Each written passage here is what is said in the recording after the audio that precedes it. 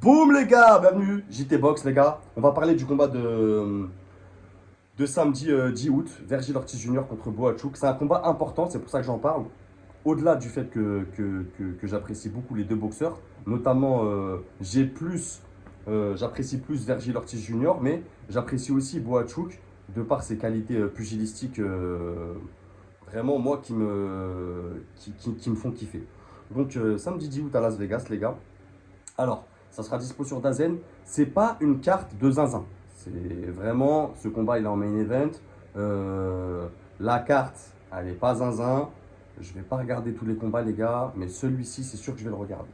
Promoteur, Golden Boy Promotion, donc Oscar de la Hoya et Diop. C'est un 12 rounds Super Walter, moins de 69 800 pour être précis les gars. Il y aura la ceinture, enfin la ceinture.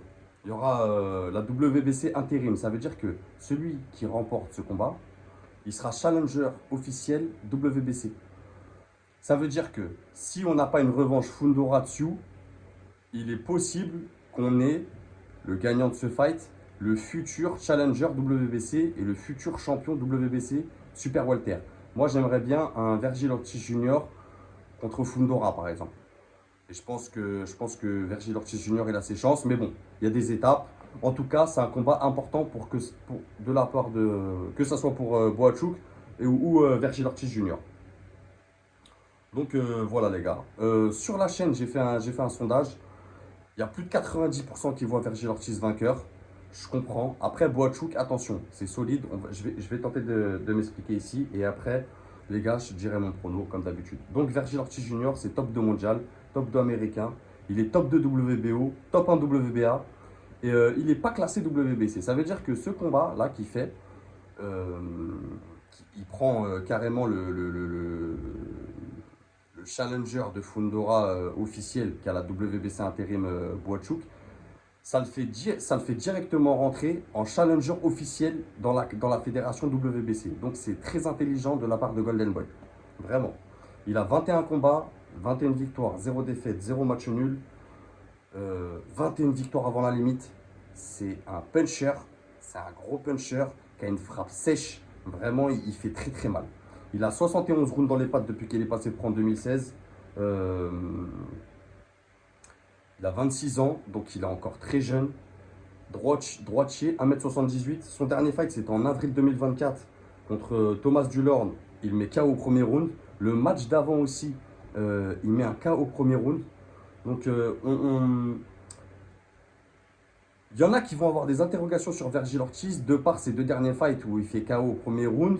On ne l'a pas vu s'exprimer. En plus, il faisait un retour. Donc, je comprendrais qu'il y a des interrogations sur ça.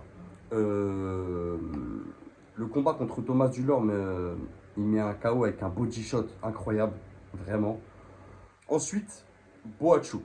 Alors, il y en a qui vont moins connaître, ce qui est normal, hein, c'est un Ukrainien, donc c'est un Soviète.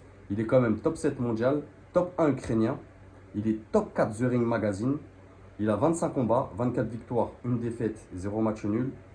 23 victoires avant la limite. Donc les deux là, c'est des gros punchers. Il y en a un qui est un puncher avec une frappe sèche, notamment Vergil Ortiz qui va vraiment faire mal sur le dernier coup de combinaison. Et t'en as un autre qui a une frappe lourde, qui va t'user. Ça va être plus être un cogneur, Boachuk, qui va vraiment au fil des rounds te faire mal. Il a 97 rounds dans les pattes depuis qu'il est passé pro en 2017. Il a 29 ans, donc Vergil Ortiz sera plus frais physiquement. Boachuk, c'est un droitier. Il fait 1m83. Il y aura l'avantage d'allonge pour Boachuk aussi. C'est à noter. Plus grand, plus d'allonge. Mais c'est pas dérangeant parce que je vais venir dans la partie technique. Boachuk, c'est quelqu'un qui avance. Les deux, de toute manière, c'est des boxeurs qui avancent. Ils n'aiment pas trop reculer. D'être sur la défensive, ils n'aiment pas trop ça. Le dernier fight de Boachuk, c'était en mars 2024 contre Brian Mendoza. Un gros, gros combat de la part des deux boxeurs. Vraiment. Victoire à la décision unanime en 12 rounds pour Boachuk. L'avantage tactique, déjà, ça sera pour Vergil Ortiz qui a plus l'habitude de faire des 12 rounds. Vraiment, donc, plus de préparation pour un 12 rounds. En termes tactiques, tu te prépares différemment comme quand c'est un 12 rounds, quand c'est un 10 rounds, quand c'est un 8 rounds. Donc, avantage tactique pour moi, pour Vergil Ortiz, en termes de prépa sur du 12 rounds. Ensuite, Boachuk, c'est une garde haute. voyez, il a une garde haute, mais il a les coudes ouverts. Ça veut dire que c'est pas une garde hermétique. Vraiment. Et coude ouvert, je me dis, il y a de la place pour envoyer des body shots. Virgil Ortiz, on sait qu'il aime bien ça, travailler au corps. Donc attention à Boachouk. J'espère pour lui qu'il va resserrer ses coudes. Boachouk, c'est quelqu'un qui avance, qui fait un bon contrôle du centre du ring. Il aime bien aller au contact. C'est quelqu'un qui va te demander beaucoup d'efforts, que ce soit pour le repousser, que ce soit dans les accrochages. Il aime bien le corps à corps. C'est un bon travail de bras avant. C'est des coups lourds. Vraiment des coups lourds. C'est lent, c'est pas rapide, mais c'est vraiment lourd. Il fait des bons crochets à mi-distance. Ça manque de fluidité et de vitesse de bras, mais c'est compensé par un gros travail. En fait, il va avancer surtout, il va essayer de t'asphyxier. Il va t'amener dans les cordes ou dans le coin du ring. Et dès que tu es dans le coin, dès que tu es contre les cordes, il va effectuer un gros travail. Un gros travail avec des grosses combinaisons de 3, 4, 5 coups et des coups lourds vraiment. Après, c'est lent, c'est pas précis, mais ça touche. Quand ça touche, ça fait mal. Vraiment, ça fait mal. Et c'est un gros travail et il va te demander tout au long du round un gros effort, Boachouk, vraiment. Beaucoup de travail en 1-2 aussi. Euh, il a un bras avant qui est efficace, mais ça va pas être un bras avant pour aller prendre des points. Ça va plus être un bras avant pour gêner, pour vraiment amener derrière son 1-2. Et c'est quelqu'un de physique, c'est quelqu'un d'engagé. C'est pas quelqu'un qui va courir autour de toi, fuir le combat. Pas du tout. Euh, il va te mettre une bonne pression. Donc les deux, c'est intéressant au niveau tactique. Ensuite, Vergil Ortiz, c'est des très bons déplacements. C'est une bonne vitesse de bras, très très vif. Et je pense que c'est là que Boachouk va être, pour moi, je vous dirai mon prono après, mais je pense que Vergil Ortiz, sa vitesse, ça va être un atout. Sa vitesse et sa puissance sèche, bien sûr, en première intention. Vergil Ortiz, c'est une carte très hermétique. C'est patient.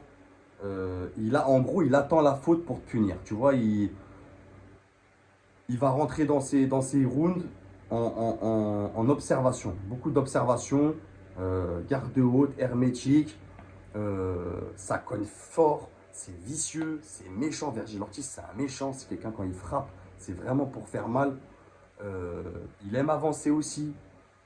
Donc je pense que ce fight, ça va être enfin, j'espère que ça va être un fight de malade, les gars. Mais s'ils font une grosse guerre pour le contrôle du centre de ring, en mode à toi, à moi, ça va être violent, vraiment. C'est des gros mentales aussi, les deux. C'est des boxeurs qui lâchent rien. Ils lâchent pas le steak. Euh, donc, côté fraîcheur pour Ortiz, c'est des bons encaisseurs, les deux. On les a vus prendre des grosses patates, se relever.